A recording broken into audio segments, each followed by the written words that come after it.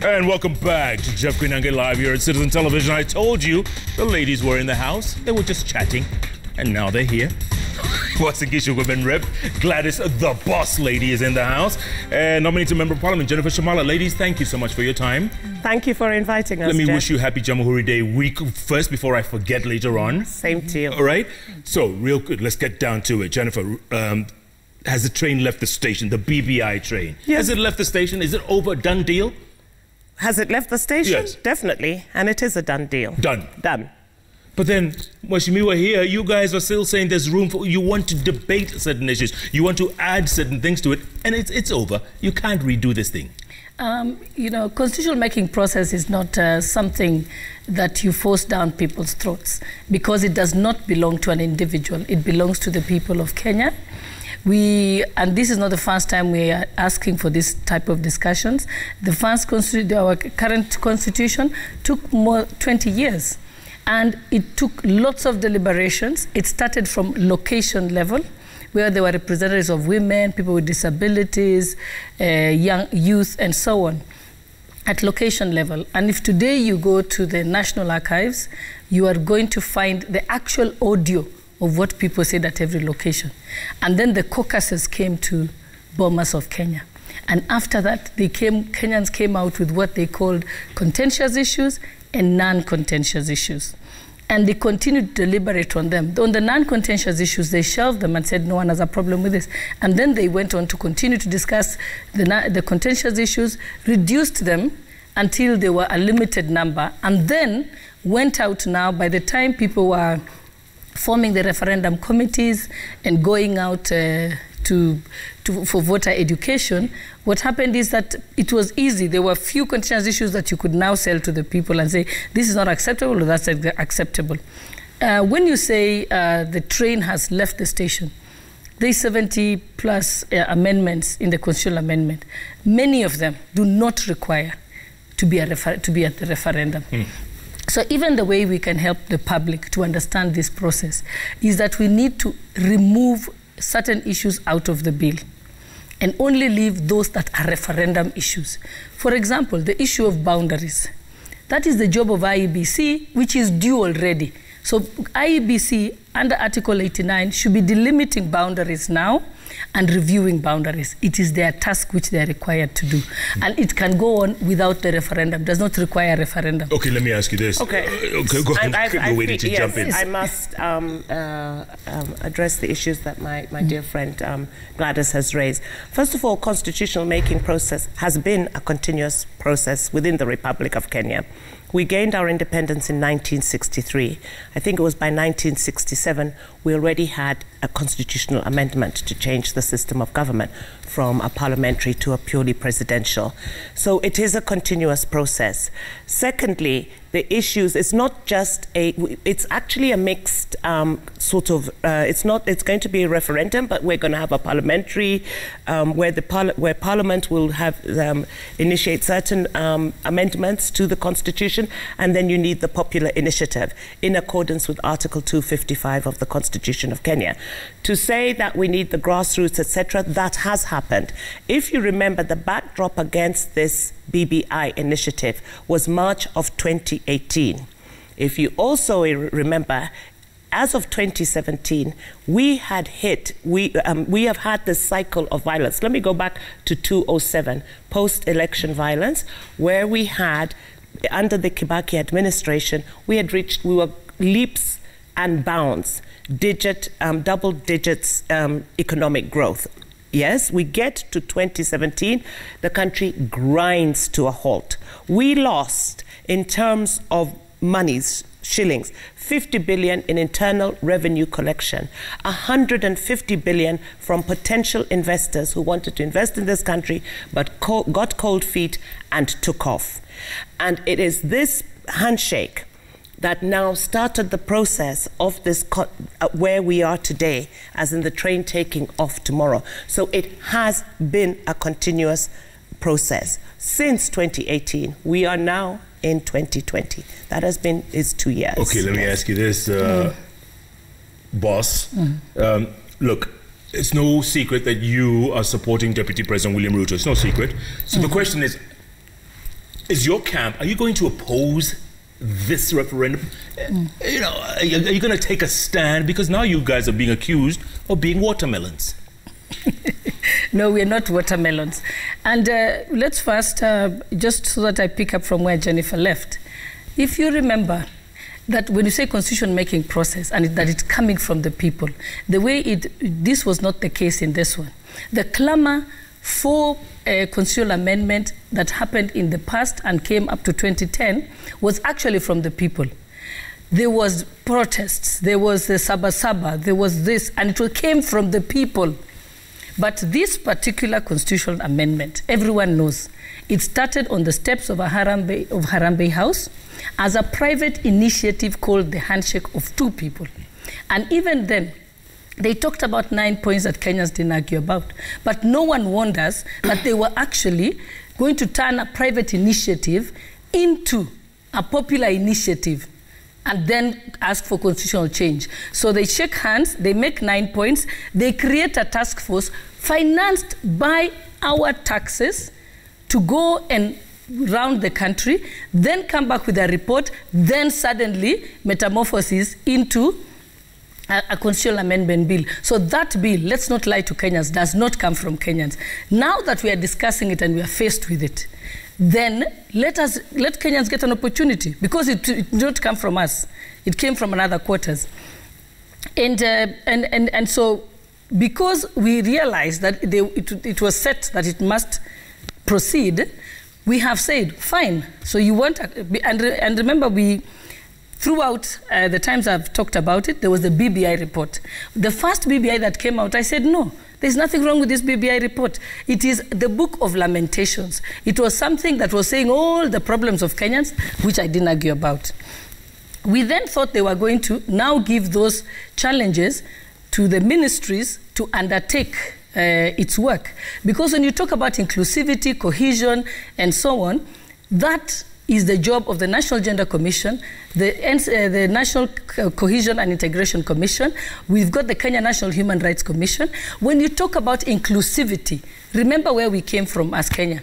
There was a time when the president came from a certain ethnic group. Then they developed their areas to the exclusion of certain areas. You will remember very clearly when we used to talk about, when Turkana used to say, Turkana sio, Lord was sio, Kenya, because we'd never develop it. That problem of inclusivity was resolved by devolution. So all we need to do is strengthen devolution, because today resources goes to all 47 counties, no matter who is the president. So instead of, so if we want to do to promote inclusivity, then let's promote devolution, not rewrite the constitution. What about the expanded executive that they talk about? Exactly, but that's why I'm going back to what BBI proposes to address is a situation where the people of Kenya feel that the winner takes it. We can't no longer deal with a winner takes it all type of presidency. And my friend says here that let's promote devolution.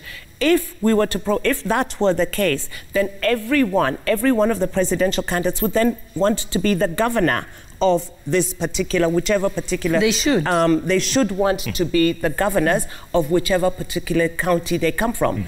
That is not the case. Everyone, the people of Kenya, BBI is going to address the issues of a multi-ethnic democracy, because the reality is everybody, we vote along ethnic lines. That is a reality. Everyone wants their own person in office because we will benefit from the presidency, not from being a governor. And to say that this was a private initiative between two people is not true. First of all, these are political leaders. They represent millions of voters. The President Uhuru Kenyatta and Raila Amolo Odinga. And you know what happened in 2017, 2018 with the Resist movement, led by National Resistance Movement people. And it was this that had to be addressed, because it really, the issues were economic, bringing the country to a standstill.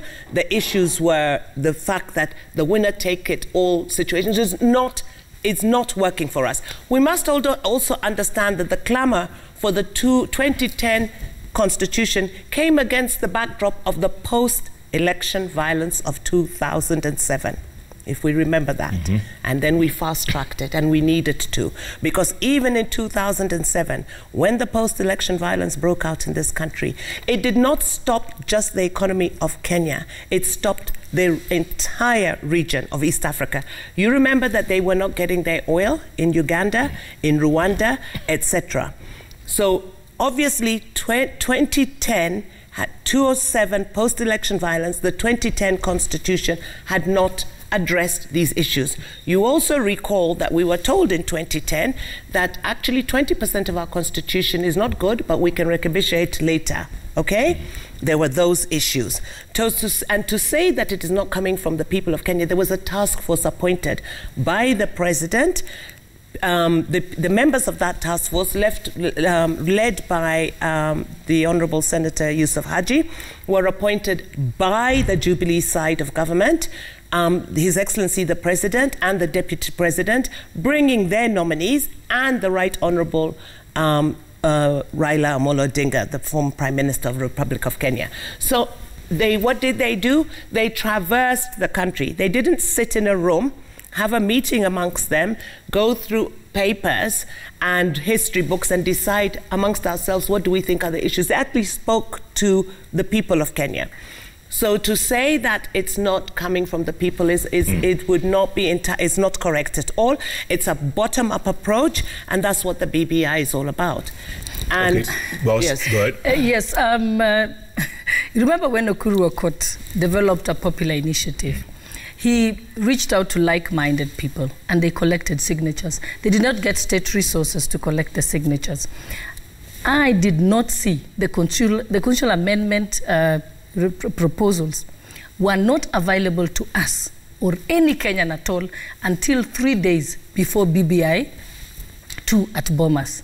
That is when we saw it for the first time. So if you're saying that you want us to give input, when was I supposed to give input? When you only gazetted it, that is when now it became available to us to be able to look at it. Had it been that the bill was published, was available, and then people go around the country collecting signatures. So what they did is developed the bill and then went to collect the signatures using chiefs, county commissioners, and so on. So all we are asking, because you brought the constitutional amendments very late, allow us to give our input. And that is why you found that in Bomas, the deputy president gave his input having read it 3 days before Bomas. And then the rest of us continued reading, and we have given our input. So surely the only fair thing you can do is allow us a chance to now this is the time we are interrogating the document. We had no opportunity before. Why didn't you give us the constitutional amendment bill in Bomas 1 when you first came to it? You were changing, they were making changes as late as KICC. I don't know if KICC is KICC 1, it's KICC 1, yeah. There's Bomas 1, Bomas 2, and KICC 1. So is it an unfair thing to say, allow me to give input? Even when a person goes to court, and Jennifer is a lawyer, when I bring a new application to the court, the first thing the court does is allow the other side a copy to review and to get a chance to respond to it. You still haven't said whether you're yes, no, or on the fence. I think that's a very, and this is, I don't know why people want to lock people into a no or yes campaign. What we have said is that if you, now that we have seen the bill, allow us to give our input and our proposals. And if you put those proposals and correct some of the things to a great extent that we are asking for, then we will end up with consensus and with a non-contentious referendum. 5.2 million signatures later, isn't that too late? If I may, first of all, our own speaker... When people were signing, had they read the document? Nobody has the document. Okay, please, Gladys. On our own speaker of the National Assembly also presented his views to the BBI, to the task force, yes? Our own speaker of the National Assembly. Second of all, Gladys has said, even when you go to a court of law and you file an application, you're allowed to serve the defendant. Now, that presupposes that they are on the opposing side and they're the defendants, which is surprising to me because the president and the deputy president both belong to the Jubilee Party. The president and the deputy president both had their say in the task force members. So the feedback should have been coming from the nominees of the deputy president, and I don't know if she speaks or she's holding brief for the deputy president, because my understanding is he is with us on this process, yes? But having said that, they were at all times aware, and you could have taken the proposals. To say that nobody was aware of this is slightly disingenuous, because actually they traversed the country.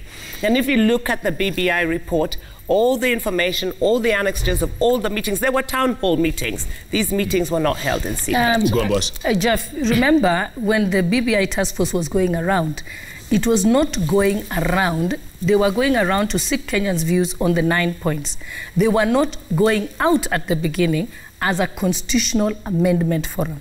And I think the deputy president was on Citizen Live, where he clearly said, I was aware and I in fact picked the nominees. Yes? But he said it was supposed to be an inclusivity, peace-building process. He said it was clear that it was not supposed to end as a constitutional amendment. That was not on the table at all. That's what I'm saying. It took us by surprise. It was not supposed to be a process to go to constitutional amendment. It was not supposed to be a process that was going to challenge the election of Uhuru Kenyatta.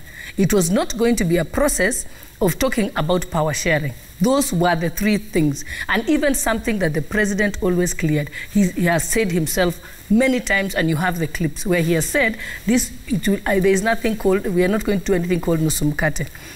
But to tell me that, that if you say that inclusivity is by creating 5 top positions, we know very well that Kenya has 42 ethnic groups. And we have probably another 3, you know, Kenyans of Asian origin, Kenyans of English origin, and so on. So if you say that that the 5 top posts are going to cure inclusivity, that is a very simplistic way to do it. Because what are you going to do to the other 30+ ethnic groups? Inclusivity is one. Give all counties resources. Equalization Which is what fund. BBI is going to do. It increases it by 35%. Right now, yes, we are allowed to have minimum 15%. Yes, but nothing stops us without going to a constitutional referendum to increase it to 35%. Let me just finish this point so that I don't lose it. Inclusivity is when you say, it's not creating 5 top positions, because it's not going to satisfy anybody. Inclusivity in many, and you've seen it even in Tanzania, if the president comes from mainland, the prime minister comes from the island. In other countries, they've even done better, that then you look at positions like the head of the army, the attorney general, the inspector general of police. So you can, if you spread out in that way, the cabinet ministers, how are they appointed? The top positions in the country. That is how inclusivity comes, where every ethnic group in Kenya is in the face of Kenya. And the diversity is seen in all our appointments. So it is not in 5 top positions. Because are you telling me that it will only be the 5 big ethnic groups that will always be represented and the rest of Kenyans? What happens to the Rendile? Why are you having this argument now, boss? Why are you having, isn't it too little, too late? I don't think anything prohibits me as a Kenyan to be able to give my input at any one time. And like I said, Kenyans know this. We all saw the document 3 days before Bomas. Nobody in my village has a copy of the constitutional amendment. Nobody has published brief notes even to tell people. Even those who are told to sign their signatures. Chiefs were being given a target of 1,000, 2,000 signatures that you must collect. State resources were used to collect signatures. So it is it's a convoluted way of making the constitution process. But I think I would be an irresponsible leader, and history will judge me harshly if I don't at least raise my voice without being in the know, as in the no camp. I haven't reached the no. We haven't reached the issue of the referendum yet. Right now, we said to ourselves, if they could still incorporate. Remember, the task force finished its work in BBI 2. And then, so I don't know which task force was resuscitated to put in the input of some of the issues raised by the deputy president, which was nice, but they didn't put all the input that we said. But we must continue to do that because then we owe that to Kenyans. Because Kenyans can't elect you to keep quiet. You must at least let people know your voice, and one day you'll tell people that I actually spoke about this. It is our right and our duty. Nobody is entitled to produce a document and tell me that because they use state resources to collect signatures, that they then must make me take it and that I must shut up. And the fact that as a member of parliament, I have an oversight role. My job is to criticize the government and exercise I think that's oversight. The job of the opposition, not our job as Jubilee Party, and to keep the government in check. The thing is, when we do traditionally, I think what do I do as a member of parliament? It's not to criticize, it may be to critique, but not Allow to me criticize. to just make my point. As a member of parliament, I sit on a committee. If I think there's something wrong with the COVID money, and the health committee summons KEMSA, summons the minister. When we think there is something wrong at the Ministry of Water, you summon the minister. The fact that I'm a Jubilee member has never stopped me from questioning the Jubilee cabinet secretaries. That is the task that I have been hired by the people to do. I was not put there to clap.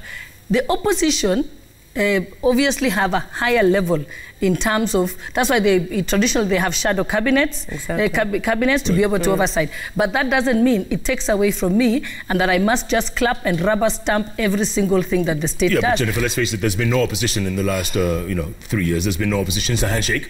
Opposition died. Yes, there's no opposition. Everyone's on one side. There is no opposition in this country as we speak. There's none. Yes. Really? Who's the opposition? No, I just wonder. I'm a bit perplexed. There is no. There is no opposition. No, you mean there is no one opposing the BBI initiative? There is no opposition as we speak in this country. But having said that, in times of, and this is really, really important for me to say, as a country, we can decide to go the way of the UK, which went, with Oliver Cromwell and slaughtering or killing a king. We can decide to go the way of the American Civil War, where the Confederates fought against the United States of America. We can decide to go the French Revolution way, where you had a revolution and you again guillotined a king and a queen, and then you have an emperor who said, I am the revolution. Napoleon Bonaparte himself stood him and declares himself, the general, an emperor of France. And the rest is history. We can decide to take the very bloody way that has happened, and history is raft with examples of that. We tested it in 2007, we tested it in 2017, 2018. Or we can decide to seek consensus and speak. Because for us to sit here and pretend that actually there is no problem, and it's all very well to say that the reality is that an Asian in Kenya, this is not the days of the dawn of independence when we were filled with optimism, when we were nationalists, when you could have the types of Dagama Diopinto becoming the vice president of the Republic of this country. This is a different time. We can have a discussion on how it is that we became so polarized and so ethnicized, that a European, Leakey cannot win the Langata or the Kibra seat today as we speak. All right? Or an Asian, or at this point, the reality is that he will not be able to be elected member of parliament. You have the rare, these incredible cases in Nyanza and Meru, where you have Asian, Kenyans of Asian origin who have been elected. But the point is, and if it is this way, then I would say that we can always have another kind of constitutional referendum where we say we'll have an opportunity for the minorities of the minorities. But having said that, when you look at this country, you have these, when she says a Rendile can never be a president of the Republic of Kenya, the fact is the Rendile fall within the larger grouping of the pastoralists. And they are people, numbers, they have the numbers to be reckoned with. They consist of the Somalis, they consist of the Samburus, they consist of the Maasais, they consist of the Turkana. So they're huge numbers. But what Boss was saying was this expanded executive. Yes, that's why I want to ask the question, and she can answer me later. How is there? We're changing. Sorry. Okay. Okay. Let me tell you. Suppose we have the expanded executive, which is the Prime Minister, Deputy Prime Ministers, and so on. Just tell me how that cures representation for all the ethnic groups. Are you telling me that those 5 groups will fit all those groupings you've talked about? Because you're saying an Asian and all would not be able to become.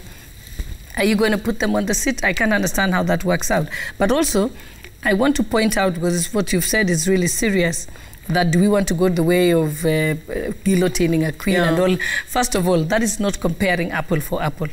Really? Those examples you have given are those countries before they had a constitution and before when they had monarchies.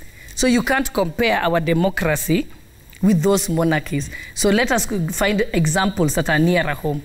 Because the reason why there was the French Revolution is where the king said, I think the juris, c'est moi, I mean the law is me. Et moi. The state is me. Yeah, so that was not, those are not, those, so let's shelve those examples. The times of the civil war in the US, that was the time when people didn't have representation at all.